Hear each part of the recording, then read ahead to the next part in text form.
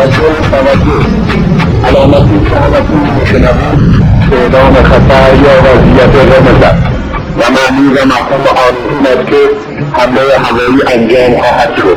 محل کار خود را ترک و به پناهگاه بروید.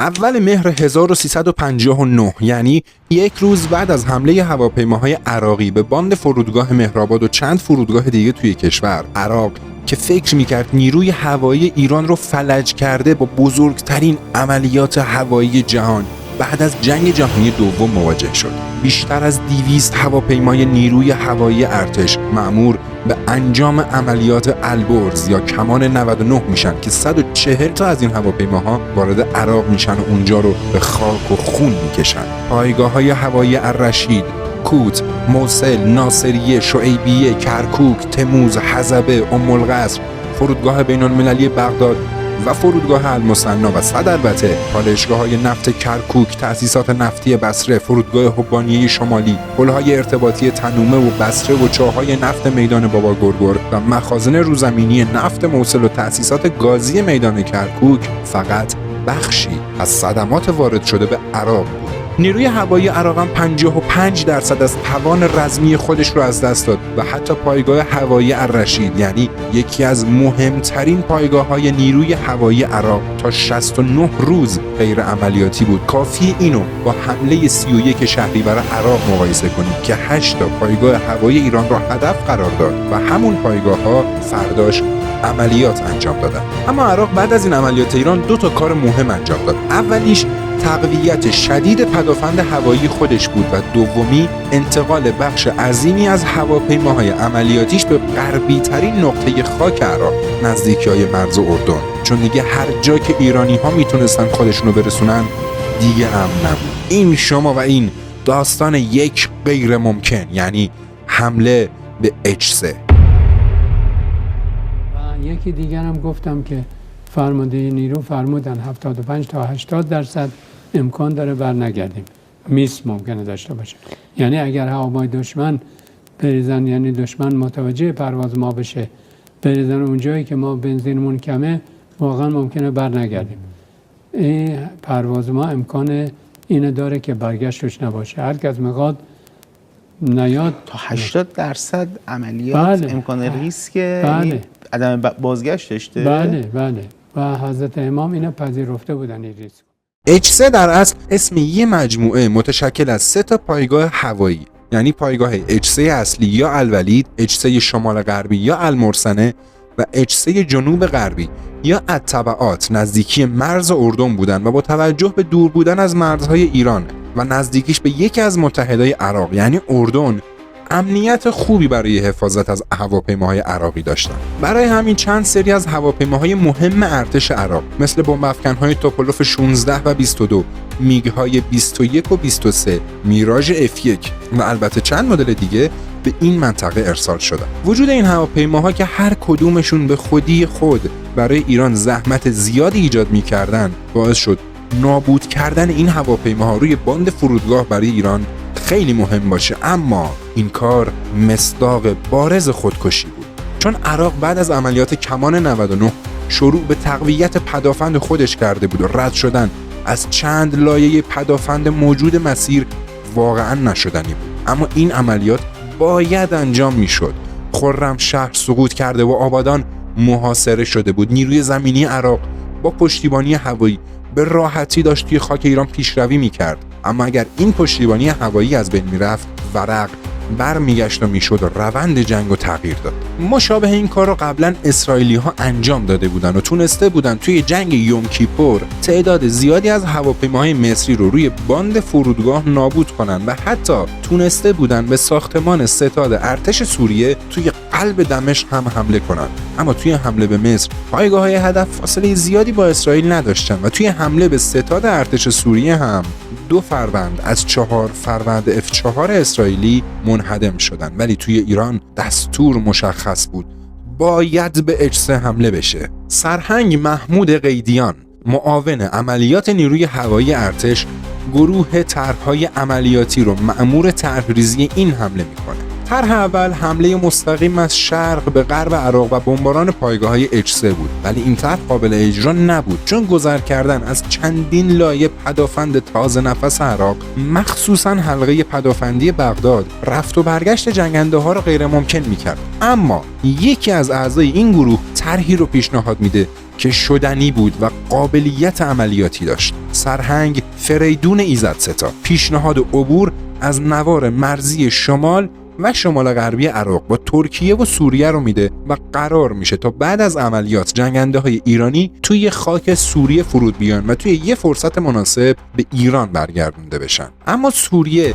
که اون زمان هنوز شروع به حمایت علنی از ایران نکرده بود، با همکاری توی این طرح مخالفت میکنه و دوباره گروه به بنبست میخورن. چون توی این طرح جنگنده‌ها نیاز به فقط یک بار سوختگیری هوایی داشتن، اما بعد از کنسل شدن فرود هواپیماها توی سوریه نیاز به یه مرحله دیگه سوختگیری هوایی هم وجود داشت. اما فریدون ایزدستا برای این مشکل هم یه راه حل عجیب و جذاب پیدا میکنه. قرار میشه که 2 تانکر سوخترسان 747 توی سوریه مستقر بشن تا عملیات سوخترسانی رو انجام بدن. شاید بپرسید که چطور سوریه اجازه فرود به تانکرها رو داد؟ باید بگم که سوریه اجازه نداد، ولی هیچ وقت نبوغ یه ایرانی رو دست کم نگیرید. قرار میشه تانکر اول توی یه پرواز عادی و احتمالاً به عنوان یه هواپیمای باری حامل دارو به فرودگاه لارناکا توی قبرس بره و بعد از پرواز دوباره توی آسمون سوریه اعلام وضعیت اضطراری کنه و توی سوریه فرود بیاد. هواپیمای دوم هم به بهانه انجام تعمیرات به سوریه میره و منتظر دستور میشه. قرار میشه عملیات 15 آبان 59 به فرماندهی سرهنگ علی صابونچی انجام بشه، اما به علت تعداد بالای تانکرهای مستقر در دریاچه ارومیه و هواپیمای اسکورتشون عملیات لو میره و ادامهش کنسل میشه. دوباره 18 بهمن برای انجام عملیات و این بار به فرماندهی سرهنگ قاسم پورگلچین انتخاب میشه، اما این دفعه عملیات به علت بدی آب و هوا لغو میشه.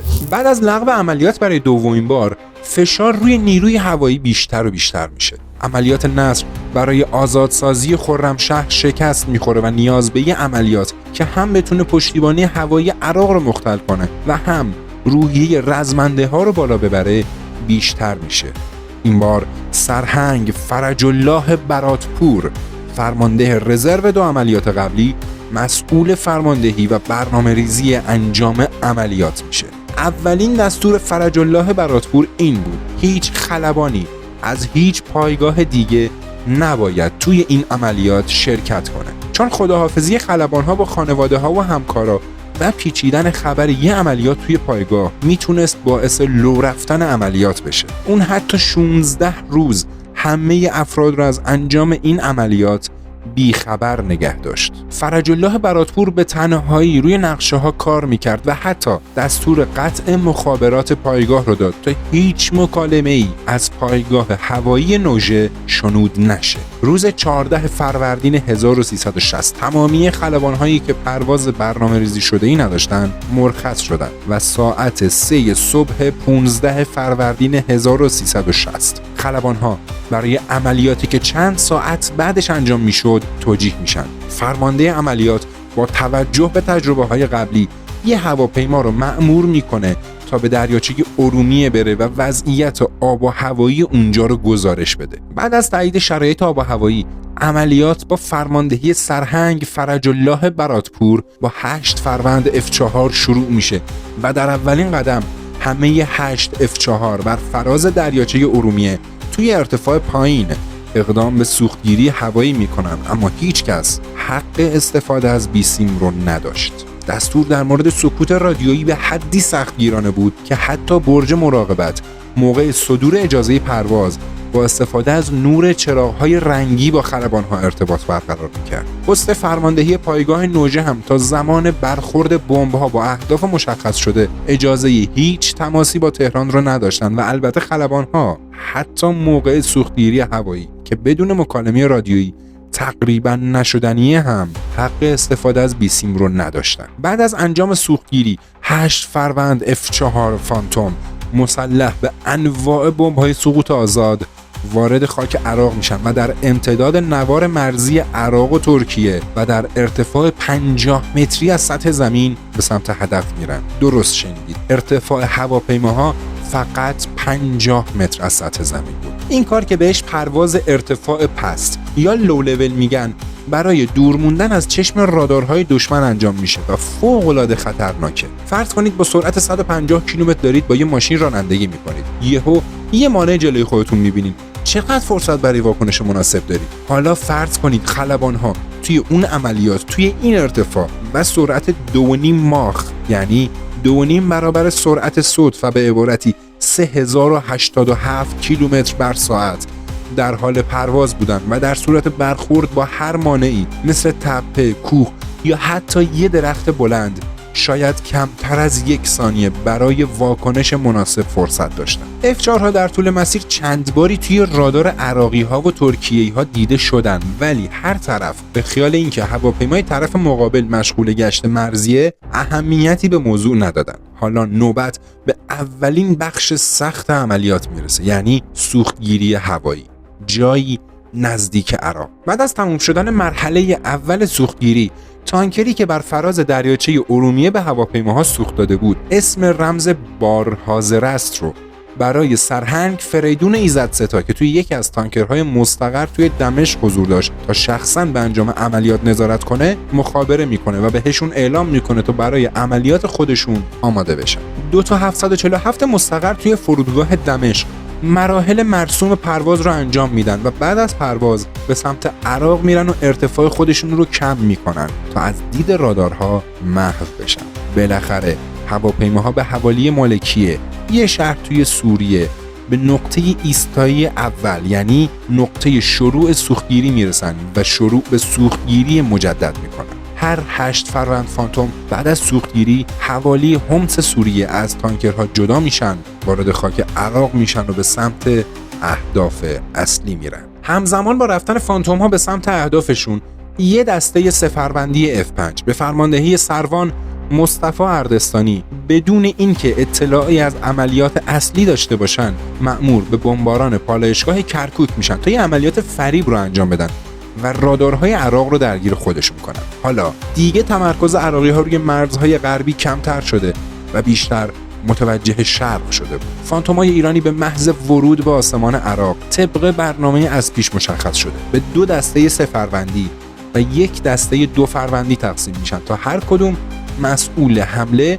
به یکی از پایگاه‌ها بشن. جنگنده ها برای بمبارون ارتفاعشون رو مقداری بالا میارن و پایگاه‌های سه‌گانه H3 رو به آتیش میکشن. حتی کامیونی که داشت برای پایگاه مهمات میبرد هم از تیر اشباح ایرانی بی‌نصیب نمیمونه. حالا دیگه وقت برگشت. همه 8 هواپیما برای مرحله سوم سوختگیری وارد آسمان سوریه میشن، اما هواپیمای سرگرد محمود خضرایی به دلیل برخورد ترکش یکی از بمب‌ها هیدرولیک خودش را از دست میده و امکان بازگشت به وطن رو نداشت. برای همین با همراهی تانکر سوخترسانی حامل فریدون ایزدستا توی پایگاه متروک پالمیرا توی سوریه فرود میاد و از همون لحظه تلاش‌های دیپلماتیک برای برگردوندن خلبان و هواپیما به ایران شروع میشه. 7 هواپیمای باقی مونده با سوختگیری بر فراز سوریه برگشت از همون مسیری که یک بار طی شده بود و سوختگیری مجدد بر فراز دریاچه ارومیه توی پایگاه سوم شکاری نوژه همدان فرود میان. محمود خضرایی و کابین عقبش ستوان یکم اصغر باقری همون شب به تهران برگشتن و F4 آسیب دیده بعد از انجام تعمیر توی سوریه توسط سروان، محمود اسکندری و ستوان یکم قهرمان جوانمرد توی یه عملیات عجیب از وسط آسمون عراق به ایران برگشت. عقاب‌های ایران بعد از 4 ساعت و 50 دقیقه و یه پرواز رفت و برگشت 4000 کیلومتری و البته 4 مرحله سوختگیری هوایی که 2 مرحله‌اش کنار گوش عراقی ها بود، طبق اطلاعاتی که از شنود پایگاه‌های عراقی به دست اومد 48 فروند هواپیما و هلیکوپتر رو روی باند نابود کردن و 20 فروند دیگه هم جوری آسیب دیدن که غیر قابل تعمیر شدن و برای همیشه غیر عملیاتی شدن. 16 عراقی، 4 مصری و 1 افسر آلمان شرقی توی این عملیات کشته شدن و 19 عراقی، 4 4 مصری و 2 اردنی هم زخمی. جدای از این تلفات 23 نفر دستگیر و برکنار و 6 نفر از جمله سرهنگ فخری حسین جابر جانشین فرمانده پدافند غرب عراق هم اعدام شدند. اما تلفات این عملیات برای ایرانی‌ها صفر، منحصر به فردترین و پیچیده ترین عملیات تاریخ نبردهای هوایی جهان برای ایران هیچ تلفاتی نداشت و فرمانده این عملیات یعنی فرج الله براتپور رو تبدیل به یه افسانه کرد. این عملیات برای نیروهای زمینی ایران هم اثرات بزرگی داشت، چون باعث از بین رفتن برتری هوایی عراق و البته از بین رفتن پشتیبانی هوایی نیروهای عراقی شد و ایرانی‌ها تونستن با به دست گرفتن برتری هوایی تو مناطق درگیر بعد از آزادی بخشای بزرگی از خوزستان و شکست حصر آبادان خرمشهر رو بعد از 2 سال آزاد کنن و برای اولین بار وارد خاک عراق بشن که هر کدوم به تنهایی یه داستان جذاب داره و اگر دوست دارید در موردشون بیشتر بدونید توی کامنت ها بگید تا ویدیوهای جذابی ازشون ببینید. اما مهمترین پیام این عملیات برای عراقی ها یک چیز بود: دیگه هیچ جای عراق برای نیروهای عراقی امن نیست.